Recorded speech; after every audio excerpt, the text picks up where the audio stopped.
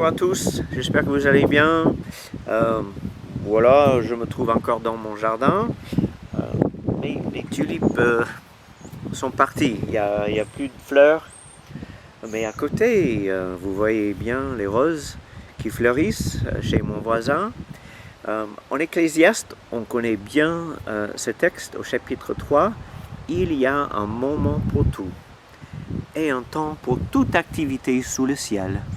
Un temps pour naître et bien un temps pour mourir. Un temps pour planter et un temps pour arracher ce qui a été planté.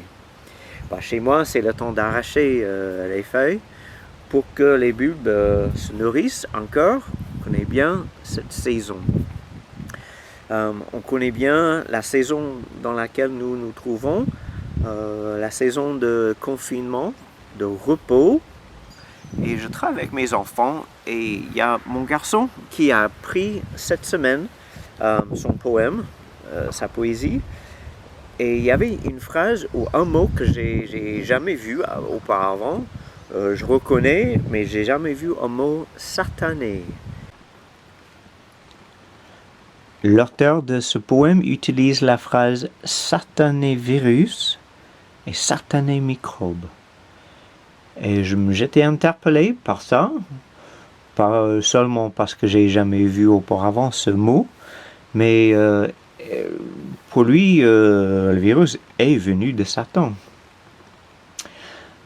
Alors, au même temps, j'ai lu un livre, vous pouvez regarder, c'est écrit par John Piper, un théologien très connu, respecté, qui a écrit un livre qui s'appelle Le Coronavirus et Christ.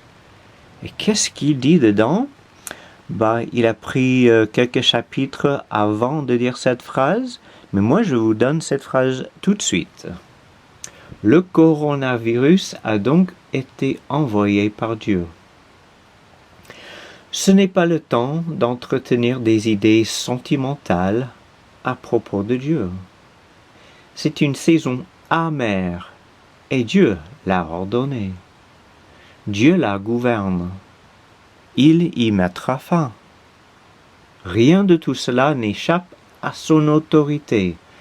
La vie et la mort sont entre ses mains. Avez-vous déjà formé votre opinion après avoir lu ces phrases? Nous nous éloignons bien de certaines vérités par rapport à Dieu parce que nous, personnellement, nous n'acceptons pas que Dieu envoie ou est à l'origine de quelque chose que nous considérons mauvais. Ce que je propose aujourd'hui, c'est de regarder quelques passages bibliques. Et voilà la meilleure approche pour connaître Dieu. Et je cite encore quelques phrases de M. Piper. Dans son livre Le Coronavirus et Christ, John Piper écrit « Pour les chrétiens, ce jugement de Dieu, le virus, est purificateur et non punitif. Alors, ce n'est pas une punition. Ainsi, toute souffrance n'est pas due à un jugement précis de Dieu sur un péché particulier. Néanmoins, Dieu utilise parfois la maladie pour exécuter ses jugements particuliers sur ceux qui rejettent et qui se livrent au péché. Mais ma maladie touche beaucoup de gens, pas seulement les non-croyants, les inondations, accidents de voiture, etc. Mais je reviens vers la comparaison entre punition et purification. D'abord, Romains 8.1 dit qu'il n'y a plus de condamnation pour ceux qui sont en Jésus-Christ. Pour nous, la douleur est purificatrice et non punitive. Donc, ce n'est pas le jugement définitif sur les chrétiens parce qu'il n'y a plus de condamnation. On n'est plus condamné, on est pardonné. Mais ce n'est pas à dire qu'on subit pas un temps de purification. Piper continue. Décrire certaines des œuvres de Dieu comme amères n'est pas blasphématoire. Naomi, la belle-mère de Ruth, qui a perdu son mari, ses 2 fils et une belle-fille par la famine et l'exil, a dit « Le Tout-Puissant m'a rempli d'amertume. Le Tout-Puissant m'a affligé. » La douceur de la parole de Dieu n'est pas diminuée au sein de cette amère providence. Surtout si nous avons appris le secret d'être comme attristé et pourtant toujours joyeux. Un passage en 2 Corinthiens 6, verset 10. Alors je lis Lamentation 3, 32 à 33. Je commence au verset 31. Car le Seigneur ne rejette pas à toujours, mais lorsqu'il afflige, il a compassion selon sa grande miséricorde. Car ce n'est pas volontiers qu'il humilie et qu'il afflige les enfants des hommes. On voit bien que Dieu afflige. Et juste après, John Piper confirme, il nous afflige, mais c'est pas volontiers.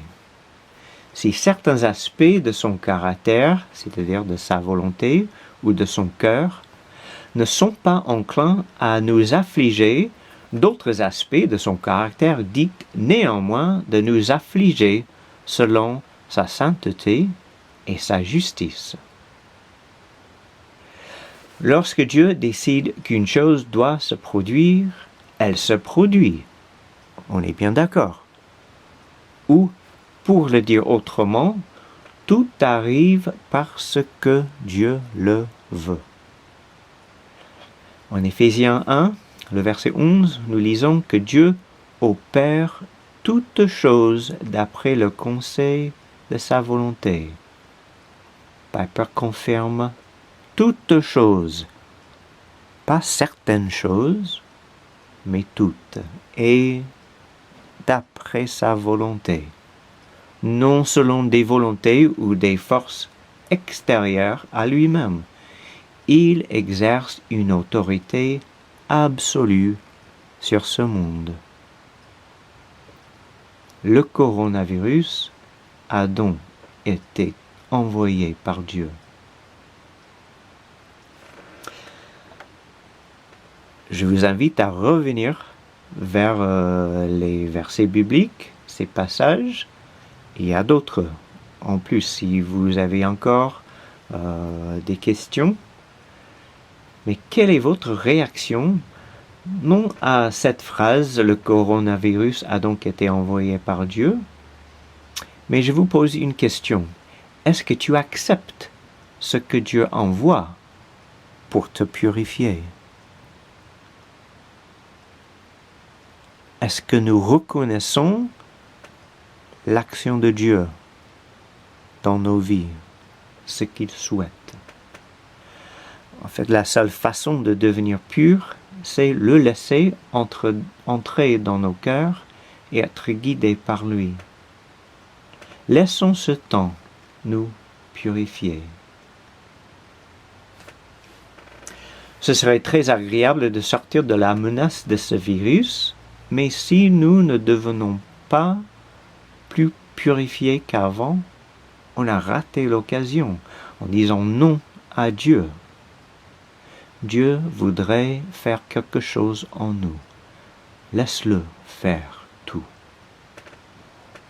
Seigneur, purifie-nous, que nous soyons prêts à ton œuvre dans nos vies et dans ce monde. Amen.